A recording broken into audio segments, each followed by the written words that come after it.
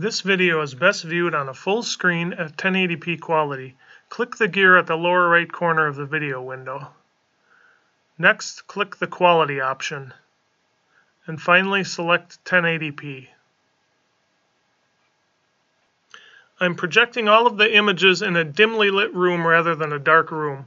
For this, I'm using two shaded lamps placed about 12 feet diagonally from the center of the screen, and each lamp has a small 15-watt chandelier bulb in it. The ambient light in the room measures 4 lumen at the center of the screen.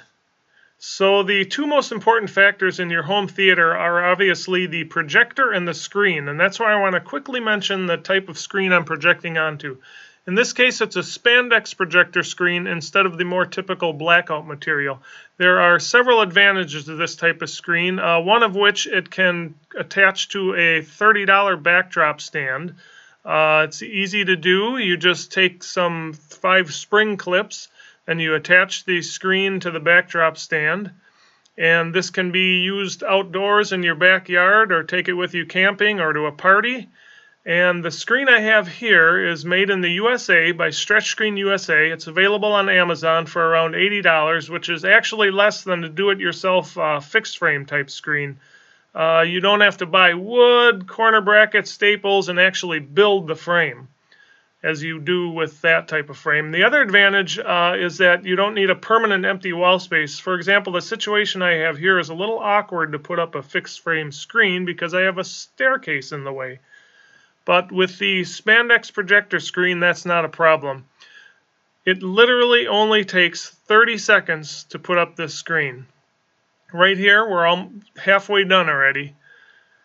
It just simply attaches to 5 small hooks that are in the ceiling, and you can barely see them. And the corner brackets, the bottom corners, attach with a bungee to something as simple as a water jug or whatever you want to use for that. And there you have it. The screen is completely up.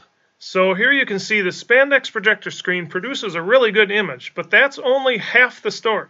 Check this out. If we pick up our camera and walk around behind the screen, you can see that the Spandex projector screen can also act as a backlight screen. That's like getting 2 screens in one. No other type of projector screen can do this. Now, buyer beware, you may be tempted to go with a cheaper knockoff version from China, but go with the one made in the USA. It's Amazon's choice, even at a higher price, and it has 147 reviews so far, where the cheap one only has 3 reviews, which can easily be faked. So here's the Amazon product page of the Spandex projector screen that I have, and they have images along the left. As you can see, it's a much cleaner design instead of sewn crooked and all that. And the fabric is a much higher quality. It's a tighter weave, which will give you better colors and a sharper image. And here is a real-world example of that. I have the 2 screens hung side by side, with the Made in the USA one on the left and the Chinese knockoff version on the right. And you can really see the difference in the color quality, the brightness, the saturation. And if you look at this next image here, you can actually see how much detail you lose in the smoke due to the looser weave of the cheaper fabric. Here's the product page one more time, and I put a link in the description to make it easy for you. Alright, let's get going. Compare our projectors. Here you can see the size comparison between the DBPower T20 budget projector with a claimed brightness of 1800 lumen and a resolution of 800 by 480, and a GP100 budget projector with a claimed brightness of 3200 lumen and a higher 1280 by 800 resolution. Our first comparison is a simple white image to compare the brightness. As you can see, the 3200 lumen GP100 is only slightly brighter than the 1800 lumen DBPower T20. And here we're zoomed in to compare the pixels. Here we have some basic colored squares and similar colors from both projectors. And you may want to pause on this next slide. This is the actual lumen measurement from both projectors. This was taken in a completely dark room as opposed to a dimly lit room like all our other slides were shot in. Here we're zooming in on the color squares. Here's a basic color gradient for comparison. Similar color profile from both projectors. And here we have a more advanced color gradient. The DBPower T20 has a more gradual transition into the shadows. Here we have some colored smoke on a white background. The GP100 has sharper details due to its higher resolution. And let's zoom in on that one to see that more clearly. Here we have the same smoke but on a black background, and the GP100 has better highlight details. Let's zoom in to see that more closely. And here we have a highlight shadow gradient. The GP100 has slightly better highlights and shadows. And we'll zoom in to compare the details here. Here we'll do a shadow comparison. The GP100 has better highlight details in the shadow areas. And let's zoom in to compare that. Here we'll compare the highlights. The GP100 produces a sharper image due to its higher resolution. And another good image to compare the shadows. The GP100 has much better shadow details. And we'll zoom in to compare that. Here we can compare highlights and shadows in one image. The GP100 here has clearly better shadow details. And this is some grid patterns to test the resolution. The GP100 has higher resolution, so it produces a more accurate grid pattern. And zooming in, we can see the T20 projector loses some of the lines almost. Here's a similar grid pattern, and with similar results, but the GP100 enlarges and crops the edge of the image. And let's zoom in to compare the details here. Here's some black grids on a white background, and the GP100, its higher resolution, reproduces a much more accurate grid pattern. And we can see that more clearly when we zoom in here.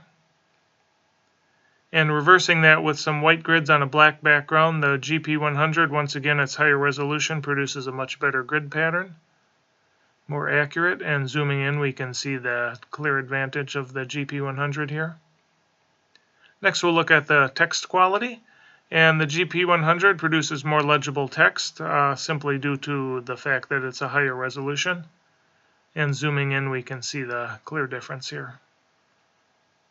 Here we'll compare some flesh tones, and the GP100 has sharper facial details, but the skin is very washed out. The faces are a bit too bright.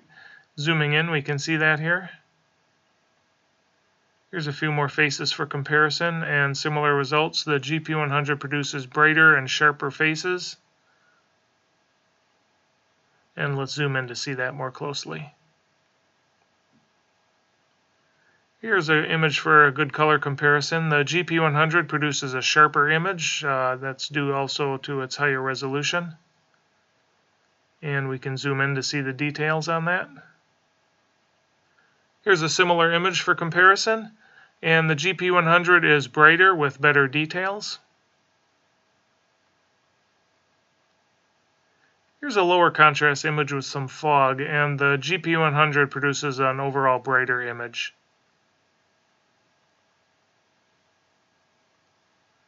Here's a good one for color comparison. Again, the GP100 has better shadow details than the lower lumen T20. And a night sky, the GP100 is brighter with better shadow details in the sky area. And let's zoom in on that to compare the resolution. Here's a good high contrast image. The GP100 might be a little too bright, producing a somewhat washed out image. And zooming in, we can see that here. Here we'll compare the contrast, and the GP100 being brighter has better contrast. And when we zoom in, we can see the higher resolution of the GP100 produces a better image. Here's a nice dimly lit scene. The GP100 has much better shadow details. And we'll zoom in on the pyramid in the background to compare the resolution. sunset scene, and the GP100 produces an overall brighter image. Here's a nighttime bridge shot. The GP100 brighter image once again, and we'll zoom in on this one and see the higher resolution of the GP100 produces slightly better details. Here's another night scene, and the GP100 produces a sharper image with more contrast. We can see that by looking at the dress there. And zooming in on the fence here, we can see that's more visible in the GP100. Here's a green train with some high contrast highlights. It's sharper details with better shadows from the GP100 projector. And zooming in, we can see the details here. Here's a hot air balloon in a dark sky. The GP100 produces a brighter and sharper image. Here we'll look at fine line details, and the GP100 maintains better fine line details because of its higher resolution. And our final image, some stars in the night sky. The GP100 produces a brighter image overall, and we'll zoom in on this one to compare that. Next, we'll compare the DBPower T20 budget projector to a full-size name brand BenQ projector that's rated at 2000 lumen. You'll learn in some of my other reviews that the name brand 2000 lumen projectors are actually many times brighter than the so-called 2000 lumen budget projectors that sell on Amazon for under $150.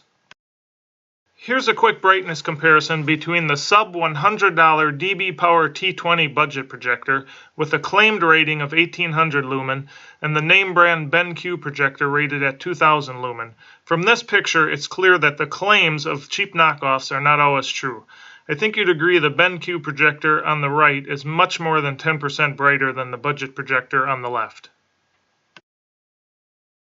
The same holds true for the quality of your projector screen. Here's a quick comparison between a cheap $30 Spandex projector screen made in China on the right and an $80 Spandex projector screen made in the USA on the left. As you can see, it's worth spending a bit more for the higher quality image you'll get. With that being said, you will remember from the beginning of this video I showed you that I was projecting these images onto a white Spandex projector screen.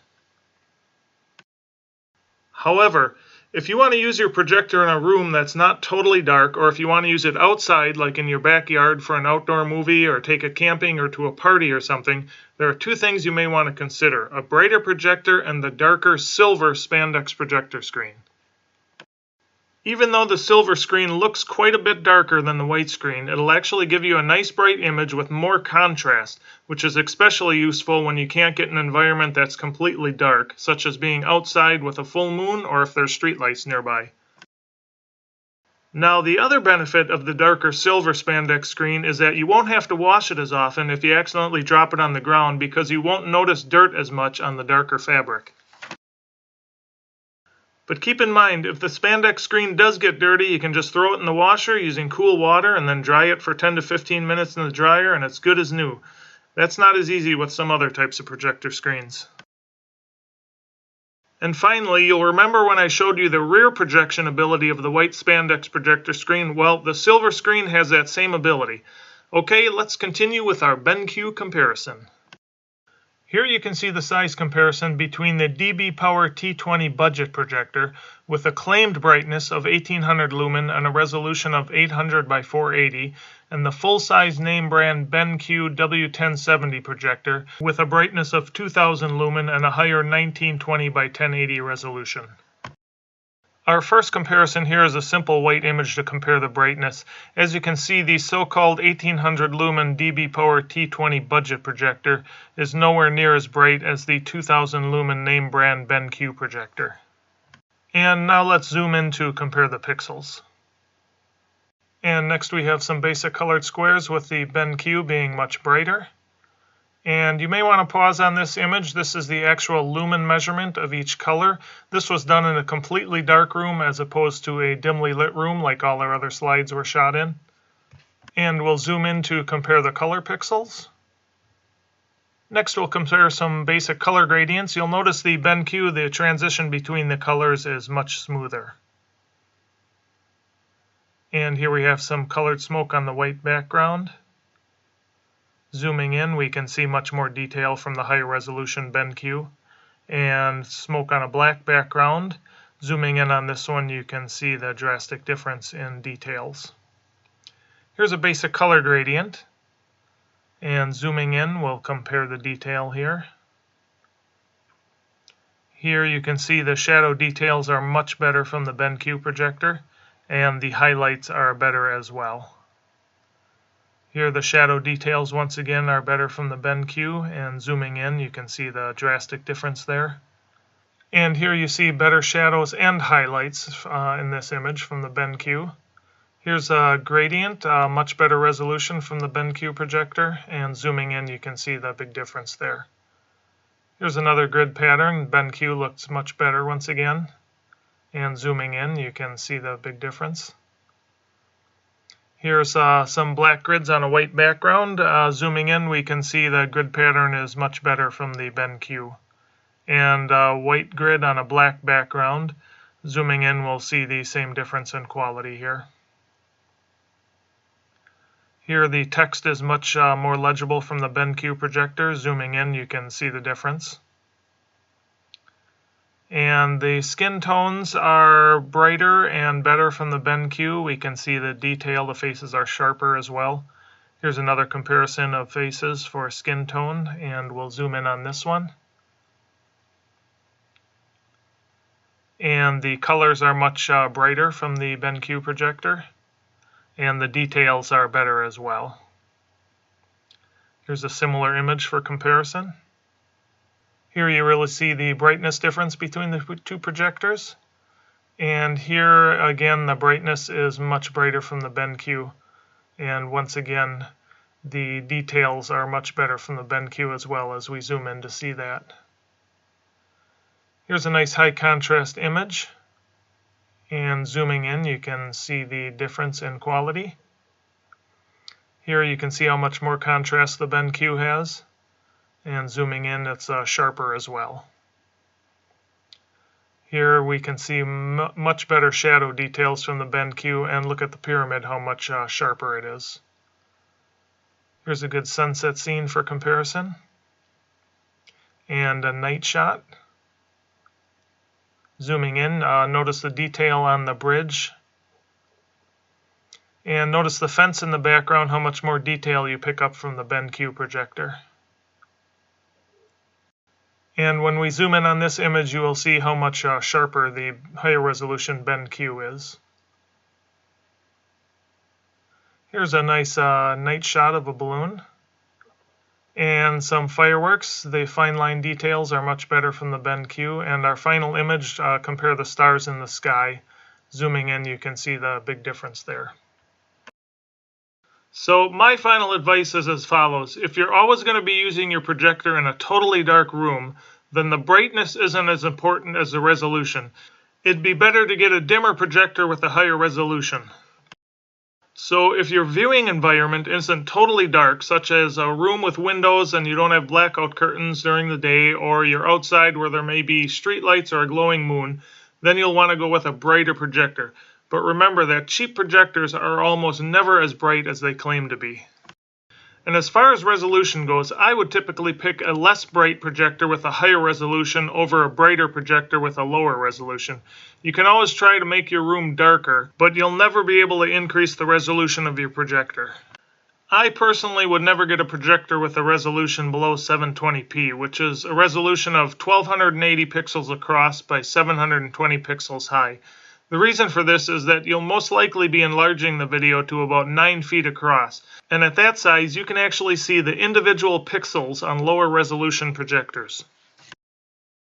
I think a 1080p projector is about the highest resolution you'd need, as a 4K projector doesn't really add all that much to the picture quality for the much higher price you'd be paying. Here's a screenshot from a YouTube video that compares a 4K projector versus a 180p projector. It's being projected onto a wall, but even so, there's really not much difference between the quality. As far as sound goes, I would recommend an external speaker of some sort, as most projectors that I've come across under $500 do not have great sound quality. But I will say I was fairly impressed with the sound I got from the soda can-sized nebula capsule. You'll also want to consider if you'd like a portable projector that can run on batteries as opposed to a projector that has to be plugged into the wall.